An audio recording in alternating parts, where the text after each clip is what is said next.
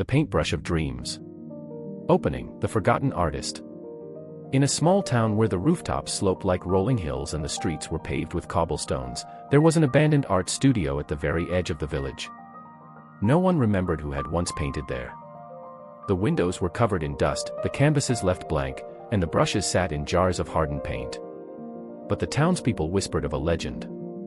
A paintbrush hidden within the studio that could bring any painting to life. One rainy evening, Ezra, a boy who had once loved to paint but had long abandoned his brushes, found himself standing before the old studio. The door, though rusted, creaked open as if waiting for him. Something inside whispered his name. The studio that remembered. The moment Ezra stepped inside, he felt it, the room was not empty. Though dust covered every surface, the air shimmered, and the scent of wet paint lingered as if someone had just been working there. In the center of the room sat an old wooden easel, and beside it, a single paintbrush resting in a glass jar. Ezra hesitated before picking it up. The handle was smooth, warm, as if it had been waiting for his touch. And the moment his fingers wrapped around it, the world shifted. A canvas that came alive. Ezra dipped the brush into a forgotten palette of paint, lifting it to an empty canvas. The first stroke shimmered like stardust. The second ripple like water. Then, the painting moved. Ezra stumbled back as the waves he had painted began to roll, soft seafoam forming at the edges. The sky he had brushed with deep blues and purples swirled like a living twilight, and suddenly, the scent of salt filled the air. It was no longer just a painting. It was real. The world of imagination. Ezra's heart pounded as he touched the canvas. The moment his fingertips grazed the paint, he felt a pull. And in the blink of an eye, he was inside his own painting. The ocean breeze ruffled his hair, and the stars he had painted above gleamed brighter than any night sky he had ever known. He wandered through a world of his own making, a land of floating islands, rivers of gold, and creatures he had once sketched as a child but had long forgotten. Then, in the distance, he saw a doorway, shimmering like light on water. The final stroke. Stepping through, Ezra found himself back in the studio, the paintbrush still in his hands. The painting on the easel was no longer blank. It held the world he had just visited, glowing softly as if alive. Then, the paintbrush whispered to him. Not in words, but in feeling. It had shown him what he had forgotten. Ezra looked around the studio. The forgotten canvases, the dusty brushes, the abandoned sketches. And for the first time in years, he wanted to paint again. The painter's return. From that night forward, the studio was no longer abandoned. The townspeople whispered of the boy who had brought color back to the world, of paintings so vivid they felt as though they had a heartbeat. And though no one ever saw the magical paintbrush again, Ezra knew it had never been about the brush. It had been about believing in the magic of creating all along.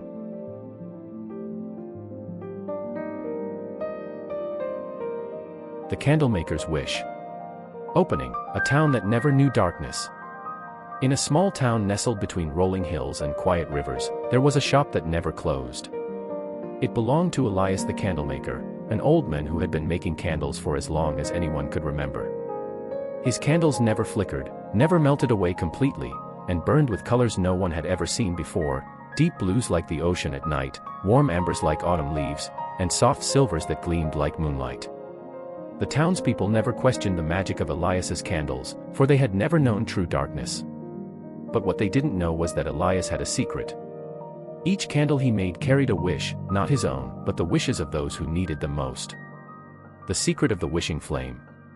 One evening, as Elias carefully poured wax into a mold, the bell above his shop door chimed. A small girl stood in the doorway, her eyes wide with wonder. "I'm looking for a candle," she said softly. Elias smiled. "You've come to the right place." The girl hesitated. "But I don't know which one I need." The candlemaker studied her for a moment before reaching behind his counter. He placed a single silver candle into her hands. "This one," he said. "It carries a wish." The girl's eyes widened. "What kind of wish?" Elias smiled gently. "Only those who truly need it will know." The candle that spoke. That night, the girl took the candle home and placed it by her window. As the wick caught fire, the flame whispered, not with words but with feeling. Memories flickered in its light. A moment she had almost forgotten, a time when she had been truly happy. A time before she had lost something precious. She understood now. This candle was not meant to grant a new wish. It was meant to remind her of the wish she had forgotten. The candlemaker's own wish. Back at the shop, Elias watched the flames of his other candles dance, their wishes drifting into the night. He had spent a lifetime crafting light for others, guiding them toward the dreams they had lost. But what of his own wish? He stepped to the back of his shop, where a single unlit candle had sat for years. His own candle. His own forgotten wish. With a deep breath, he lit the wick. And in its glow, he saw himself, a young man, standing in a city beyond the hills, surrounded by books and maps and dreams of adventure. He had once wished to see the world. But time had passed, and he had stayed, giving light to others instead. The candle flickered gently, as if waiting. The final flame. The next morning, the townspeople found a note on Elias's shop door. Gone to chase an old wish. The candles will burn until I return. And though the shop remained dark, its windows glowed softly at night, as if the wishes Elias had left behind still whispered in the light. Because sometimes, the greatest wish is simply to remember the one we had all along. The Clock Tower of Lost Hours. Opening, a town that lost its time. In the heart of an old city, where cobblestone streets wound like forgotten stories, there stood a clock tower that never chimed. The Clock Tower of Lost Hours had once kept perfect time, its bells ringing across the rooftops, marking every moment with certainty. But one day, without warning, the hands of the clock stopped moving. And with them, time in the city began to slip away. People lost track of their days. Some forgot what they had been about to say, while others found themselves standing in places with no memory of how they got there. The hours drifted, scattered like leaves in the wind. No one knew why it had happened. Until one evening, when Dorian, a boy who had always felt like he was running out of time, found himself standing at the foot of the silent tower. The climb to the forgotten gears. The heavy wooden doors creaked open at his touch. Inside, the tower stretched endlessly upward, spiraling staircases vanishing into shadows. With only the flickering glow of a lantern to guide him, Dorian began to climb. The higher he went, the stranger the air became. The walls were lined with floating gears, frozen in place, their edges shimmering with fragments of lost time. He saw echoes of unfinished moments. A letter, never sent. A book, half read. A conversation that had been interrupted before the words could be spoken. And then, at the very top, he found it. A massive clock, its gears still, its hands motionless. But there, nestled within the cogs, was something else. A single glowing hourglass, its sand suspended in midair. The keeper of time. A voice, quiet and deep as the ticking of a distant clock, filled the air. You have come to find what was lost. Dorian turned. Standing beside the clock was a figure wrapped in robes of shifting time, their eyes filled with centuries. Who are you? Dorian asked. I am the keeper of time, they said. And this, they gestured to the hourglass, is the hour that was lost. Dorian hesitated. How did it happen? The keeper's gaze softened. Time slips away when we take it for granted. This hour was filled with hesitation, with words left unsaid, with paths never taken. And so, it was forgotten. Dorian swallowed. He thought of all the moments he had let pass him by, afraid to speak, afraid to act, always waiting for the right time, until time had moved past him. Restoring the missing hour. The keeper extended a hand. Would you return it? Dorian nodded and reached for the hourglass. The moment his fingers brushed the glass, the sand within began to fall. The gears of the great clock groaned, shuddered, then began to turn. The tower trembled, the lost moments rushing back into the world. He saw the city below begin to change. A musician picking up their instrument once more. A friend finally writing the letter they had meant to send. A traveler stepping onto the road they had feared to walk. The bells rang, clear and bright, and time flowed once more. The return to time. As the first light of dawn touched the tower, Dorian found himself standing once more at its base. But he was not the same. The city was alive again, and he would no longer let his moments slip away. For time does not wait. And neither would he.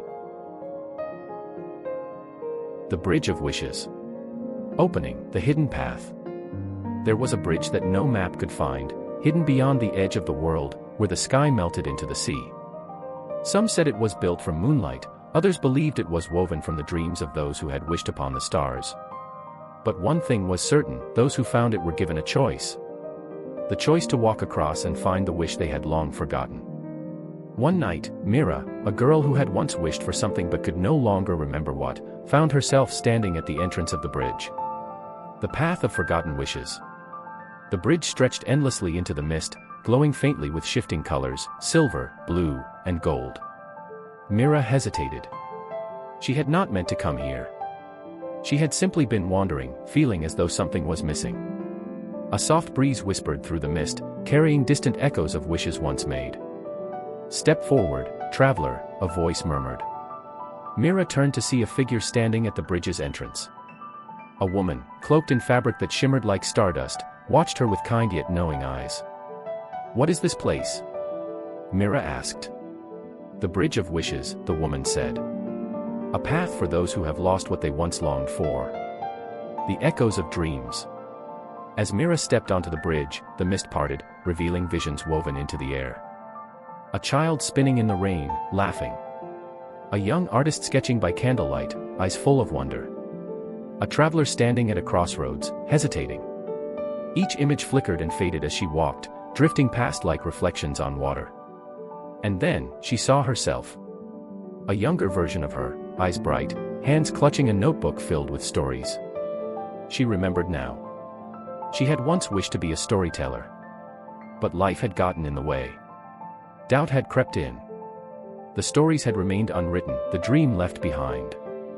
The mist around her swirled gently, as if waiting. "You still have time to cross," the cloaked woman said. "But only if you choose to remember your wish." The choice at the end of the bridge. Mira looked ahead. The end of the bridge shimmered with golden light, but she knew it was not a destination, it was a decision. To step forward was to reclaim the wish she had lost. To turn back was to forget it once more. Taking a deep breath, she whispered, "I remember." The moment she did, the mist lifted, revealing an endless sky filled with stars. And when she opened her eyes again, she was no longer on the bridge. She was home. A notebook in her hands, its pages waiting to be filled. The bridge remains. Some say the Bridge of Wishes still appears to those who need it, hidden in the spaces between longing and forgetting. But only those who dare to remember can find their way across. The Echoing Forest. Opening, a forest that remembers. Deep in the heart of the world, hidden from maps and untouched by time, there was a forest unlike any other. They called it the Echoing Forest. No matter how softly one spoke, the trees would whisper back, not in simple echoes, but in words, stories, and voices from long ago. Some said the trees remembered everything that had ever been spoken beneath their branches. Others believed they held the thoughts and wishes of those who had once walked their paths. But few ever found the forest, and even fewer knew how to listen. One evening, as the sun dipped behind the hills, Rowan, a boy who had forgotten what his own voice sounded like, found himself standing at its edge. The voices in the trees. Rowan had always been quiet. He had once loved to tell stories, but over time, his words had faded. No one seemed to listen anymore, and so he stopped speaking altogether. But now, as he stepped into the forest, he heard them. Whispers. Soft at first, like leaves brushing against one another, then clearer, fragments of words, unfinished sentences, echoes of lost conversations. Once upon a time. I wish I had said. Do you remember when? The trees were speaking.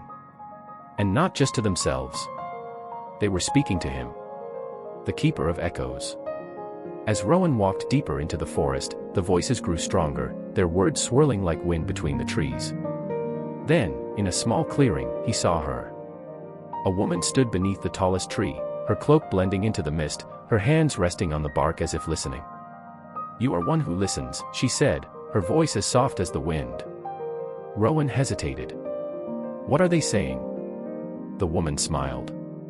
"They remember what has been forgotten. She gestured to the trees around them, and suddenly, the echoes became clearer. They were his own words. A story he had once told to his little sister. A promise he had made but never fulfilled. A dream he had spoken aloud but never chased. The trees had kept them all. Finding his voice. Rowan's chest tightened. I thought no one was listening. The Keeper of Echoes tilted her head. Words are never truly lost. They wait, in the spaces between silence, for the day you wish to find them again. Rowan placed his hands against the nearest tree. It was warm, alive, humming with his own forgotten stories. For the first time in years, he spoke. And the forest listened. The way home. As dawn touched the treetops, Rowan made his way back through the forest. The whispers faded, but he knew they were not gone. Because now, he carried them with him. And when he stepped beyond the trees, into the waking world, he did not walk in silence. He walked with a voice once more. And somewhere, deep in the heart of the world, the echoing forest waited for the next traveler who had forgotten how to be heard. The Lanterns of the Wishing Sea. Opening, the night of 1,000 lanterns. There was a sea where wishes floated like stars. Once a year, on the night when the moon was at its fullest, the wishing sea would awaken. The waves would turn silver, and from its depths, glowing lanterns would rise, each carrying a wish that had never been spoken aloud.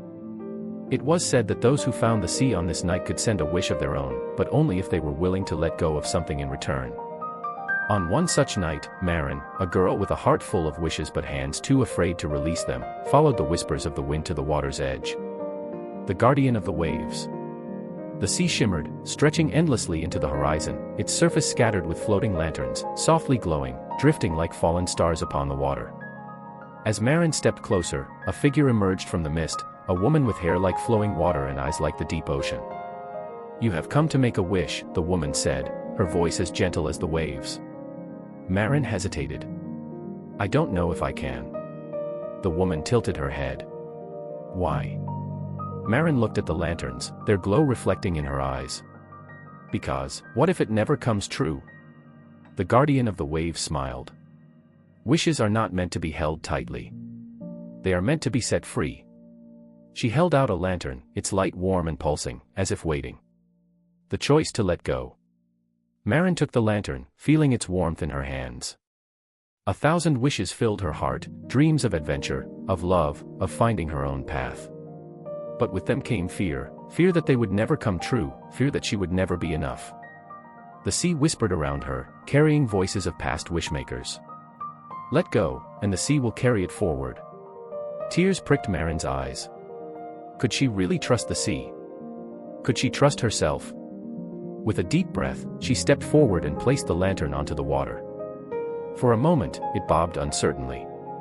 Then, it began to drift, rising among the others, joining the dance of wishes across the endless waves. The sea that remembers. The guardian watched as Marin's lantern floated away. Now, the sea remembers your wish. And so must you. Marin watched as the lanterns continued their journey, glowing against the vastness of the night. She had let go. But her wish had not disappeared. It had simply found a way forward. And somewhere, beneath the silver waves, the wishing sea carried it toward the horizon, waiting for the right moment to bring it home. The Mirror of Tomorrow. Opening, the hidden reflection. In the heart of an ancient city, nestled between narrow alleyways and forgotten courtyards, stood a shop that no one remembered entering but always seemed to be there. It was called the House of Reflections. Inside, mirrors of every shape and size lined the walls, tall, thin ones that seemed to stretch into infinity, round ones that shimmered like moonlight, and tiny ones no larger than a coin. But among them, hidden in the farthest corner, stood a mirror unlike the rest. A mirror that did not show the past. A mirror that showed tomorrow. The visitor who feared the future. One evening, Cassius, a boy who had always feared what lay ahead, found himself wandering into the shop. The air inside was hushed, as if the very walls were waiting for him to speak. An old woman sat behind the counter, her silver hair twisted into a crown of braids. She looked up and smiled knowingly. You seek the mirror of tomorrow, she said before he could say a word. Cassius hesitated. He had heard of it before, a mirror that revealed the future, showing glimpses of what was yet to come. Some said it was a gift. Others called it a curse. But curiosity outweighed fear. "Where is it?" he asked. The woman gestured to the farthest corner of the shop. Cassius stepped forward. And the moment he looked into the mirror, the world around him changed. A glimpse into what will be. The shop vanished. The dusty air, the scent of old wood, all of it melted away, replaced by something new. He stood on a street he did not recognize, surrounded by buildings that had not yet been built. The air smelled of morning rain, and laughter echoed from somewhere nearby. Then, he saw himself. Older. Different.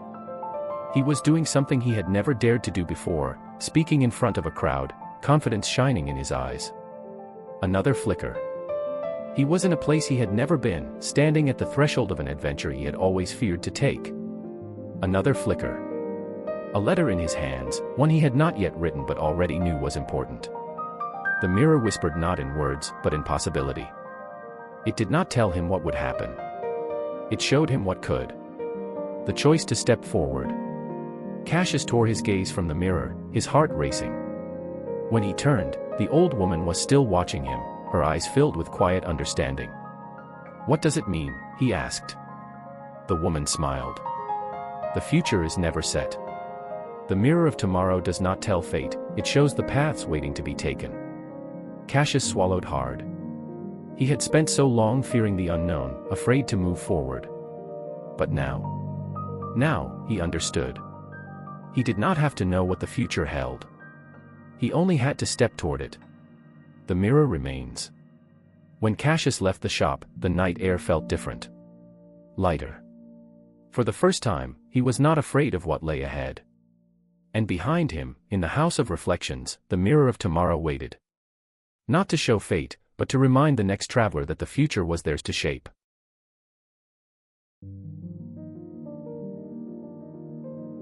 The Library of Unwritten Stories.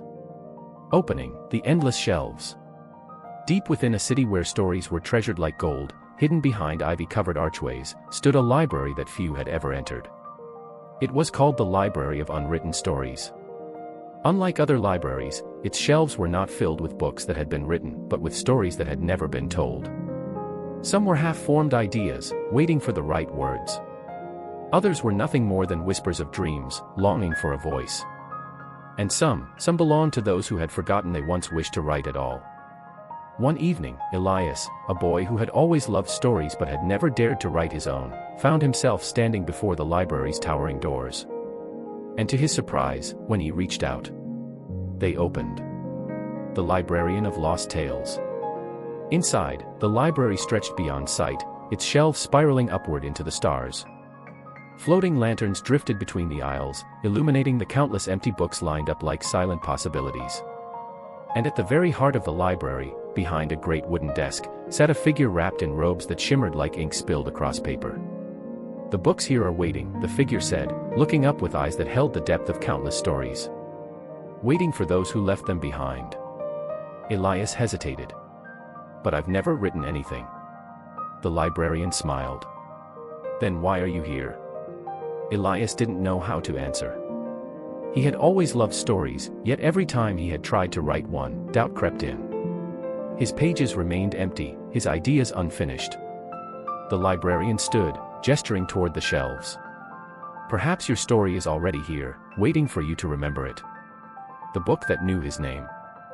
Elias wandered through the aisles, his fingers brushing along empty spines, until one book shivered beneath his touch. It was simple, no title, no author. But when he opened it, words began to appear. His name. His dreams. The stories he had imagined as a child, the ones he had whispered to himself in the dark but never dared to write down. They had always been here. Waiting. The choice to write. The librarian's voice was soft behind him. "A story untold is never truly lost. It simply waits for the moment you are ready." Elias clutched the book to his chest. "Can I take it with me?" The librarian nodded. Every writer must carry their own story. As Elias turned to leave, the shelves around him shifted, the empty book stirring as if sensing that another story had finally found its way home. The library remains. The next morning, Elias woke with the book still in his hands, its pages no longer empty. And for the first time, he picked up a pen. Far beyond the waking world, hidden behind ivy-covered archways, the library of unwritten stories still waits for the next traveler who is ready to write. The Star Catcher's Last Wish. Opening, the night of falling stars. There was once a time when stars did not simply fade, they fell. And when they did, the star catchers were there to collect them. These were not ordinary people, but wanderers who traveled the night sky, capturing falling stars before they were lost forever. Each star held a wish, a dream whispered into the night by someone far below. If a star catcher reached it in time, the wish could still be saved. But if they didn't, the wish would disappear, forgotten forever. On the night of the greatest starfall in 1,000 years, Nova, the last of the star catchers, soared across the heavens on a skyship woven from moonlight. And she was chasing the last wish ever made.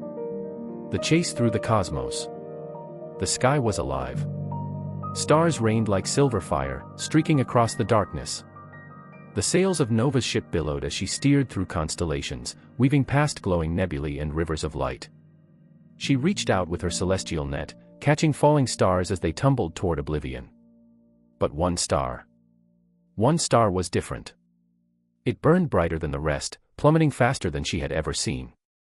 A wish so strong, so desperate, it pulled against the very fabric of the sky. Nova's heart pounded.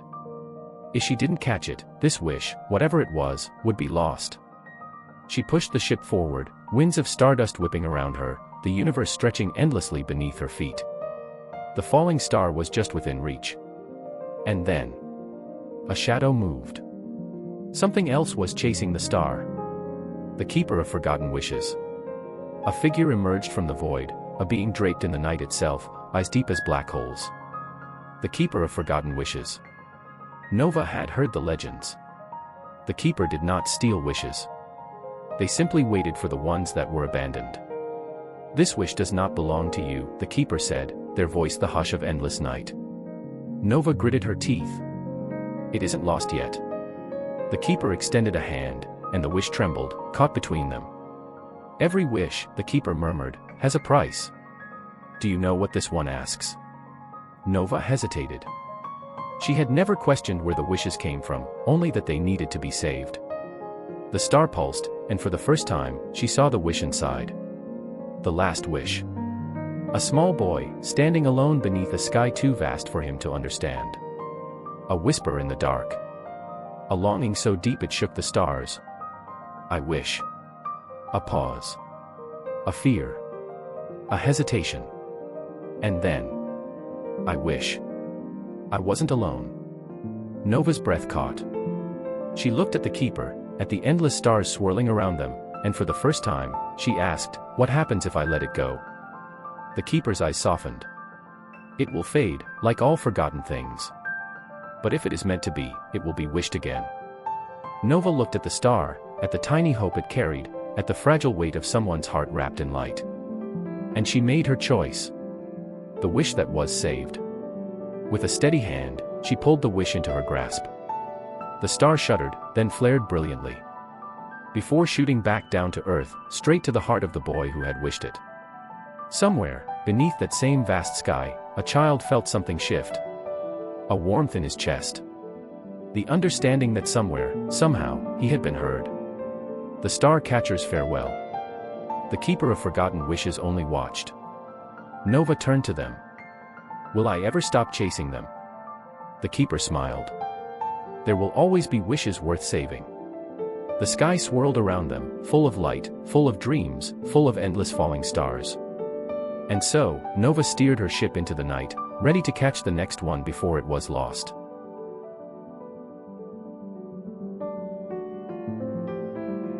The door of 1,000 paths. Opening, the hidden doorway. There was a door that did not belong to any house.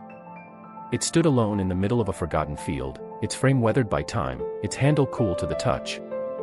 No one knew where it led, only that those who walked through never returned the same.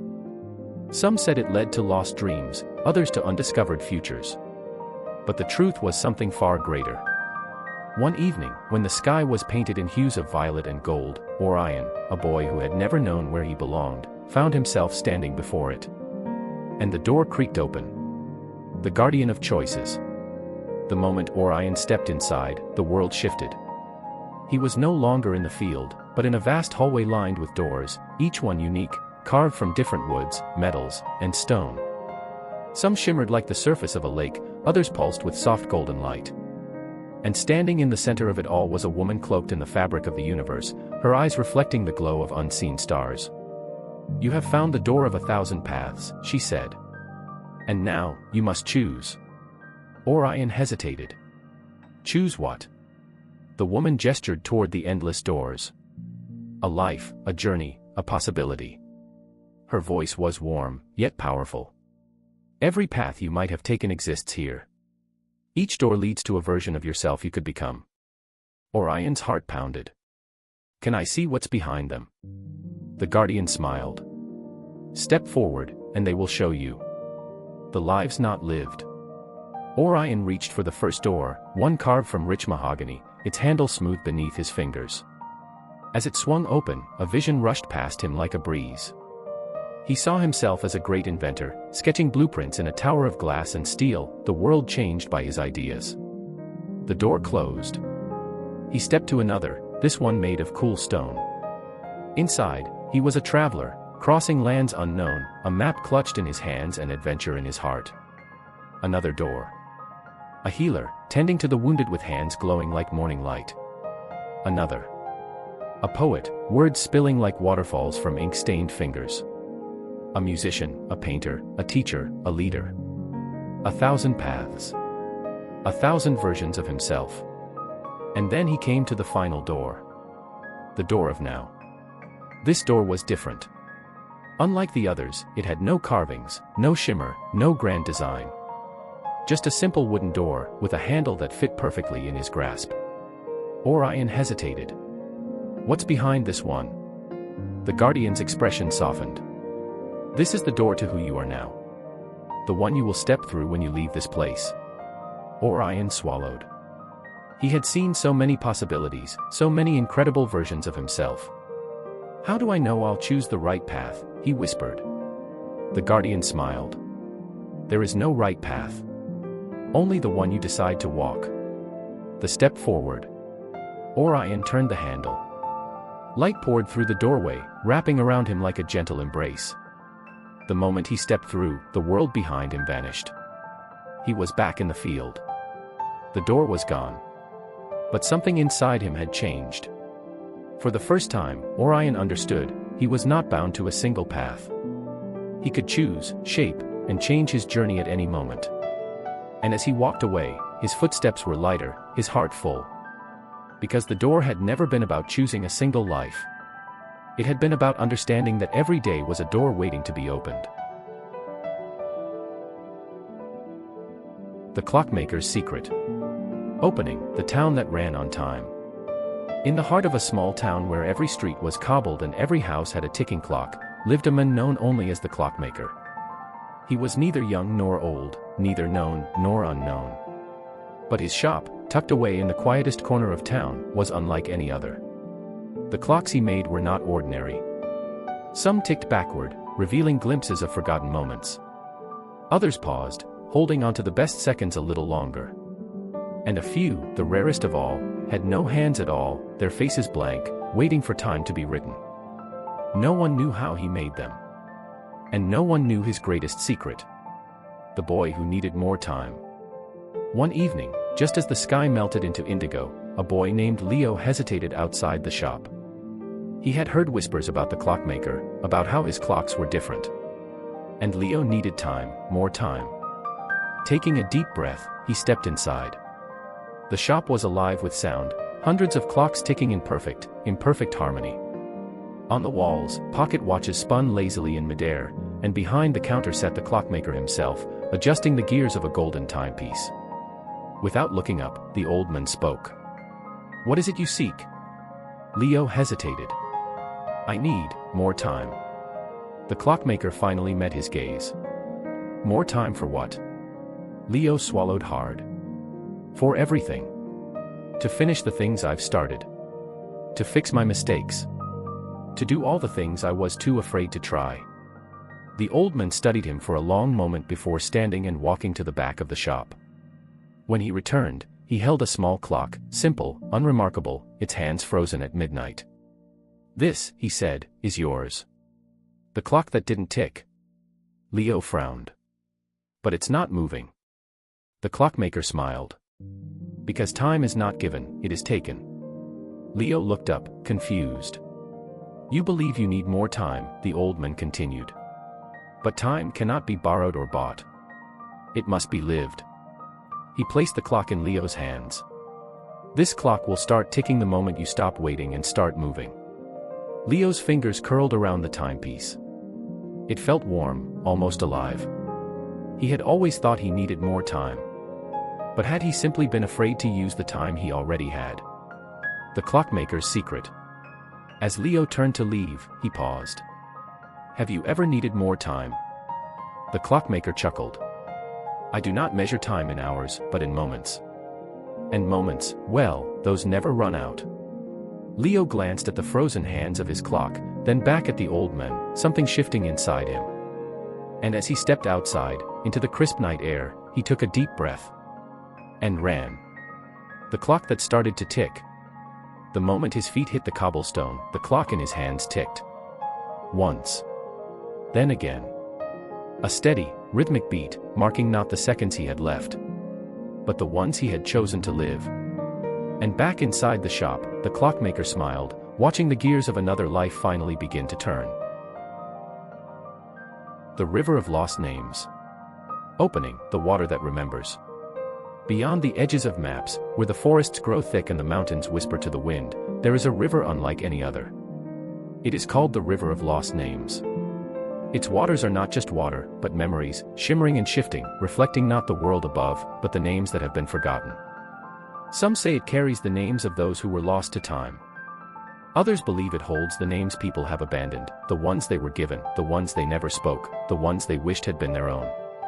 One evening, beneath a sky heavy with stars, Iris, a girl who had never felt like she belonged to the name she was given, stood at the river's edge. And the river called to her. The keeper of the water.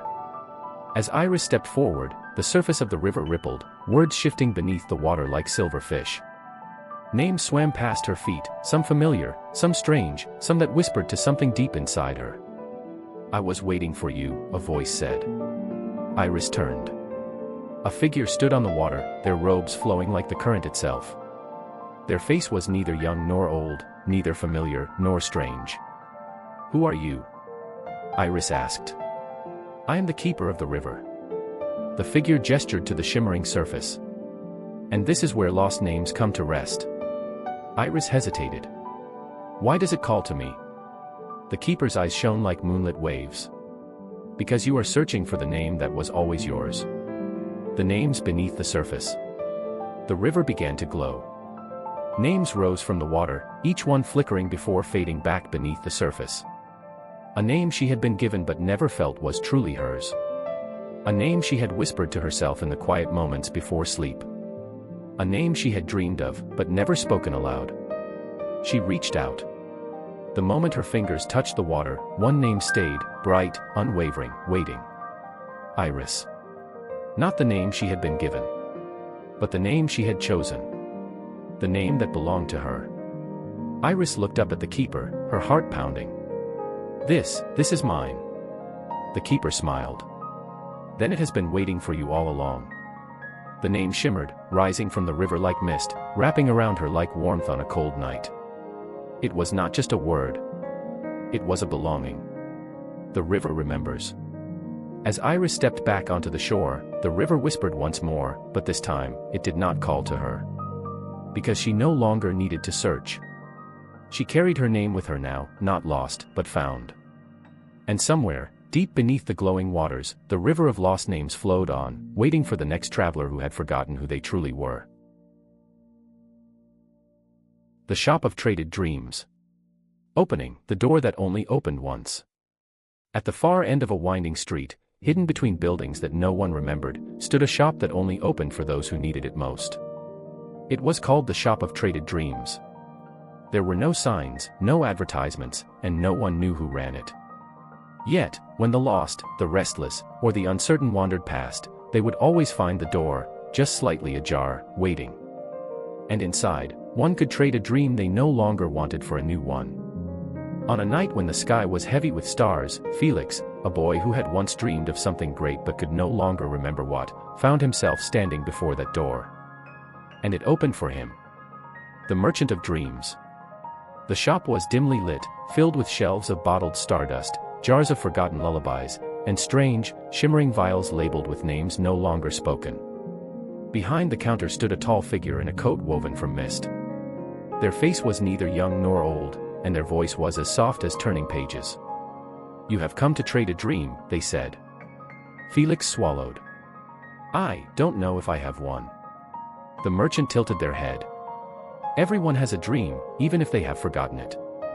With a wave of their hand, a golden thread of light appeared between them, floating in the air. A dream, Felix's dream. It was tangled, dim, and frayed at the edges, as if it had been left untouched for too long. Felix stared. "That was mine." The merchant nodded. "Would you like to trade it for another?" The dreams that waited. Felix hesitated. He had once dreamed of adventure, of creating something wonderful, of being someone who mattered. But somewhere along the way, he had let it go. He looked around at the shelves, at the glowing vials, each holding a different possibility. A dream of becoming a painter, colors swirling like music. A dream of sailing beyond the edge of the world, where maps could not follow.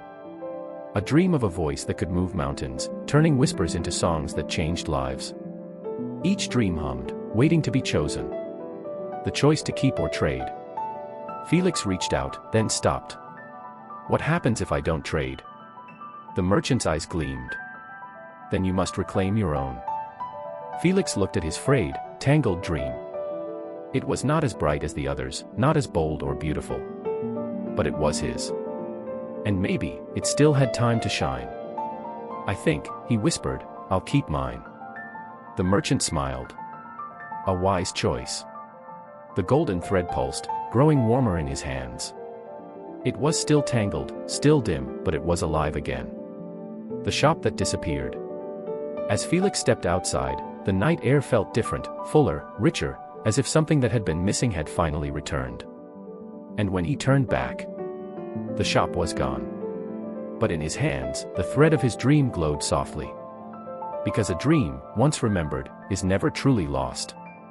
It only waits to be believed in again. The Whispering Well. A well that speaks. In the heart of the quiet village of Eldermere, where the mist clung to the rooftops and the trees whispered old secrets, there stood an ancient well. No one knew who built it, nor how deep it truly went, but everyone knew its name, the Whispering Well. The well did not grant wishes. It did not run dry, nor did it ever overflow. But it was said that if you leaned in close and whispered a question, it would whisper back an answer. Not always the answer you wanted, but always the one you needed. The girl who wanted answers. One autumn evening, beneath a sky bruised with the colors of dusk, Ilara made her way to the well. She was tired of uncertainty, of never knowing where she truly belonged. The village was small, and her heart longed for something more, something she couldn't name. She knelt beside the well, gripping its cool, moss-covered stones, and whispered, "Where do I belong?" The wind hushed. The leaves stilled. And from the well's depths came a voice, no louder than a breath. "Find the lantern." Ilara frowned. "What lantern?" she asked, but the well had gone silent. A path of flickering light. Confused but unwilling to leave without answers, Ilara turned away, and saw it. A lantern, hanging from a tree branch at the forest's edge. She could have sworn it hadn't been there before. Heart pounding, she followed its glow into the woods. The further she walked, the more lanterns appeared, each one leading her deeper into the trees. The air smelled of damp earth and forgotten things. Shadows flickered at the edges of her vision, but she pressed on, drawn by the silent invitation of the light. Then, footsteps. Not her own. She spun around. "Hello," she called, but the woods swallowed her voice. The lanterns flickered. And then she saw him. The keeper of the well. A figure stepped from the darkness, a man cloaked in deep green, his face hidden beneath the hood of his tattered robe. In his hand, he held a lantern that burned brighter than all the rest. "You followed the light," he said, his voice as old as the trees. "Few do." Ilara swallowed her fear. "Who are you?" The man lifted his head, and though his face was young, his eyes were filled with centuries. "I am the keeper of the well," he said. "And you have asked a question only you can answer." Ilara shook her head. "I don't understand." "The well told me to find the lantern." "And you did," the keeper said. "Because the path you seek is not found in words but in steps taken. You followed the unknown, despite your fear. You are not lost, Ilara. You are searching." She hesitated, the weight of his words settling over her like the autumn air. "What happens now?" she asked. The keeper smiled. "Now, you choose your next step." The well whispers on. The lanterns flickered one last time before their light faded into the night. When Ilara looked up, the keeper was gone. But the path ahead, that remained. She turned back toward the village, the memory of lantern light burning behind her eyes. She did not have all the answers. But she no longer needed them. And somewhere behind her, in the stillness of the night, the well whispered once more, waiting for the next traveler in search of something more.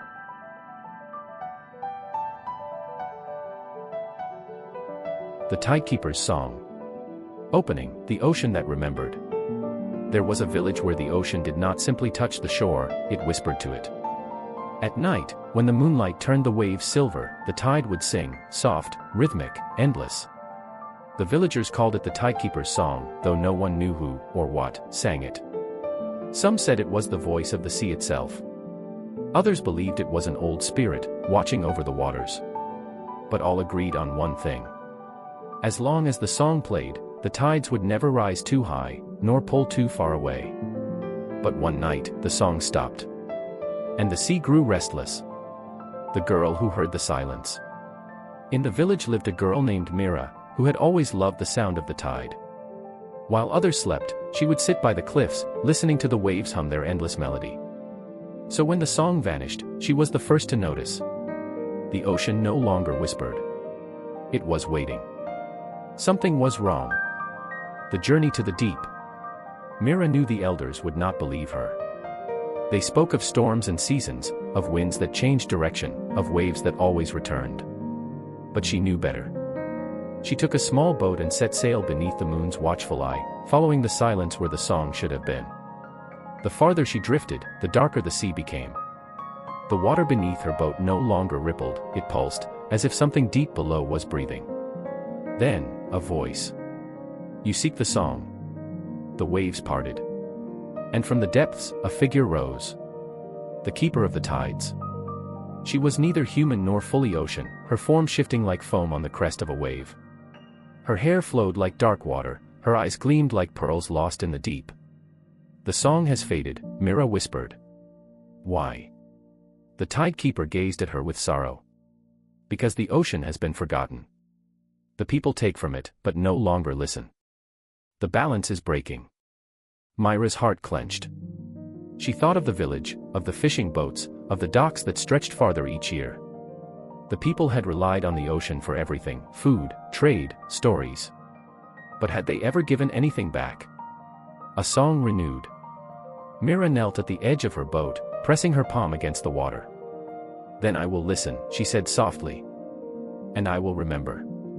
The timekeeper studied her, then closed her eyes. And the sea hummed. It was soft at first, a murmur deep beneath the waves. Then it grew, rising like a tide, filling the air, filling the world. The song had returned. And the ocean breathed again. The village that remembered. When Mira returned, the tide lapped gently at the shore once more. The village awoke to the sound they had long taken for granted. And though few knew of her journey, the people began to change. They mended the broken docks. They gave back to the waters. They listened when the waves spoke. And beneath the moon, the timekeeper's song never faded again. Because as long as someone listens, the ocean will always sing. The Forgetful Stars. Opening, the night that went dark. In a sky that had always been full of light, there was a night when the stars simply forgot to shine. The people of the world looked up in confusion. The moon still glowed, and the wind still carried the scent of the sea, but the stars, they were missing. Only one person knew why. High above the clouds, beyond the reach of the tallest towers, a girl named Lyra sat among the constellations, her hands trembling as she held a golden book. She was the keeper of stars, and she had forgotten their names. The keeper who forgot. Each night, Lyra's task was simple. She would open her book, call out the names of the stars, and in return, they would glow. It had been this way for as long as time remembered. But on this night, when she opened her book, the pages were blank. She gasped, flipping through them, but no matter how hard she tried, the names had vanished. And without their names, the stars could not wake. Panic rose in her chest. She had always been careful. Always remembered. But now, the sky was empty, and she was alone. Unless she could find the names again. The journey through the sky. Lyra leapt from her perch, soaring through the night on winds woven from moonlight. She needed to search the places where names still lingered, where the stars had once been called by those who loved them most. Her first stop was a lighthouse by the sea, where an old man had once whispered to the North Star every night. But when she arrived, she found only silence. The lighthouse keeper had passed, and the name had faded with him. Next, she traveled to a mountaintop, where a child had once pointed to the stars and named them one by one. But the child had grown, and their voice no longer called to the sky. One by one, the places where names had lived were quiet. The world had stopped calling the stars by name. And so, the stars had forgotten themselves. The boy who remembered. Despair curled around Lyra like a cold mist. Without their names, the stars would remain asleep forever. Had the world truly forgotten them? But then, a sound. Soft, distant, like the wind carrying a secret. Lyra followed it down, down, down, until she found herself standing outside a small house on the edge of a quiet town. And there, on a balcony beneath the empty sky, was a boy. He was no more than 10, his eyes filled with wonder, his hands cupped around a small notebook. And he was whispering. Not to the trees. Not to the moon. But to the stars. A sky that remembers. Lyra's heart pounded. She crept closer, listening as the boy read from his book, calling out the names he had given to the constellations above. Names no one had ever taught him. Names he had felt. Lyra raised her hands, and one by one, the stars shivered, as if waking from a long dream. She turned to the boy, voice full of quiet wonder. You remember them? The boy looked at her, startled, then nodded. I thought maybe they had forgotten me. Lyra smiled. They only needed to be called home. And as the boy spoke each name, the golden book in Lyra's hands began to glow. The names reappeared, swirling across the pages like fireflies. One by one, the stars blinked back into existence. The sky, once dark, became a canvas of light once more. The night shines on. The boy's voice softened, his last word drifting into the wind. The stars flickered, as if in gratitude, before settling into their places once more. Lyra turned to him. Thank you. The boy tilted his head. Will they ever forget again? She hesitated, then took his notebook and gently pressed it into his hands. Not if someone remembers. As dawn approached, Lyra rose into the sky once more, the golden book held close to her chest. Below, the boy watched as the last star faded into morning. And when the next night came, he was there. Waiting. Calling their names. And the stars shined on. The painter of fading dreams. Opening, the city where dreams disappeared. In a city where the streets were paved with quiet sighs and forgotten wishes, there was a shop that no one ever noticed, except for those who were about to lose a dream. It belonged to the painter of fading dreams. No one knew their real name. They did not sell paintings, nor did they take commissions. But in the dead of night, when the city was wrapped in slumber, the painter worked. Because every dream that was abandoned, every hope that was let go, did not simply vanish. It faded. And before it disappeared completely, the painter captured it on canvas, one final memory before it was lost forever. the dream that hadn't faded yet. One evening, as the moon hung low and golden, a boy named Elias stumbled into the painter's shop. He had not meant to find it. One moment, he had been walking home, thoughts heavy, his heart uncertain. The next, he was standing in front of a door that hadn't been there before. The bell above the entrance chimed softly as he stepped inside. The shop was unlike any he had ever seen. Paintings covered the walls, some half-finished, others mere outlines, and a few that were so faded, they were barely there at all. Behind the counter, a figure in a long coat speckled with paint looked up. "You're early," the painter said. Elias blinked. "What?" The painter tilted their head. "Most people only find me when their dreams are almost gone. But yours," they gestured to an empty canvas on the easel, "is still waiting." Elias swallowed. "I don't understand." The painter picked up a brush. "You are about to give up on something. A dream. A part of yourself." Elias looked down at his hands. He had always wanted to create, to build worlds out of words, to paint with stories instead of colors. But doubt had crept in. No one had ever told him his dreams mattered. That he mattered. Maybe it was time to let go. But then, the painter dipped their brush into the air. And his dream appeared. A canvas of what could be. The image bloomed like mist meeting morning light. A boy, himself, standing on a stage, speaking words that held weight. Another stroke. Pages filled with his stories, bound in books that had not yet been written. Another. A door opening, an opportunity waiting. Elias's breath caught. "That's me." The painter nodded. "That's who you could be. If you don't let it fade." Elias reached out, his fingers hovering over the drying paint. He had spent so long doubting, so long telling himself it wasn't worth trying. But the dream wasn't gone. It was still here. Waiting. The choice to hold on. The painter met his gaze. Most leave their dreams behind. Few take them back. Elias swallowed. His heart was pounding. His mind was telling him to walk away. But something inside him, a quiet, steady part of himself, whispered, "Stay." So he did something he never thought he would. He picked up the brush. And he painted. The painter's secret. As dawn painted the sky with soft gold, Elias stepped out of the shop, his hands stained with color, his heart lighter than it had been in years. The street was empty. The door behind him was gone. But the dream was his again. Far away, in a place no map could find, the painter of fading dreams smiled, setting down their brush. Because another dream had been saved. And there would always be more to paint. The Market of Lost Things. Opening, the place that shouldn't exist. There are places that only appear when you truly need them. Hidden between two forgotten streets, down an alleyway that never looks the same twice, there was a market unlike any other. It was called the Market of Lost Things. And it sold only what had been lost. A childhood toy that had slipped behind a bookshelf years ago. A letter never sent. A song someone once hummed but forgot the words to. Some said the market had always been there. Others claimed it moved, appearing only when someone had lost something important. But everyone agreed on one thing. If you found the market, it meant something was waiting for you. And on one particular night, beneath a sky full of wandering stars, Nico stepped through the archway.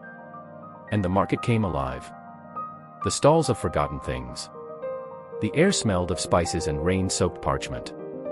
Golden lanterns hung from ropes above, casting flickering light over stalls filled with impossible objects. One vendor sold memories in bottles, swirling like captured sunlight. Another displayed mismatched socks, each from a pair that had been lost somewhere in the world. There was a stand filled with unfinished stories, their pages waiting for an ending. And at the farthest stall, at the very edge of the market, stood a woman with a table full of names. The name that had disappeared. Nico hesitated before stepping closer. The woman looked up, her eyes reflecting the flicker of lanterns. "You've lost something," she said simply. Nico swallowed. "I don't know what it is." The woman gestured to her table. On it, hundreds of small glowing slips of paper floated above the surface, each bearing a name. Some shimmered brightly, as if still remembered. Others flickered, fading in and out. And some were nearly gone. The woman reached into the air, and as if she had plucked it from nothing, a name appeared in her hand. It glowed faintly. She handed it to Nico. And when he saw it, his breath caught in his throat. It was his own. A name that had been forgotten. Nico's chest tightened. The letters on the slip of paper looked familiar and strange all at once. "How did I lose my own name?" he whispered. The woman studied him. "Names are not just sounds. They are who we are, who we were meant to be. Sometimes, when we stop believing in ourselves, when we stop remembering who we are, our names fade." Nico's fingers curled around the glowing paper.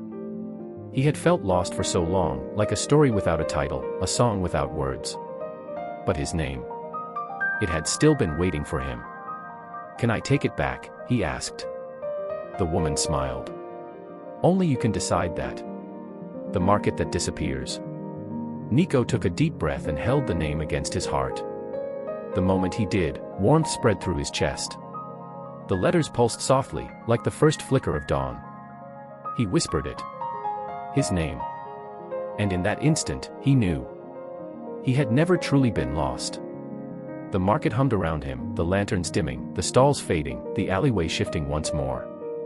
By the time he stepped back onto the street, the market of lost things was gone. But his name was his again. And he would never forget it.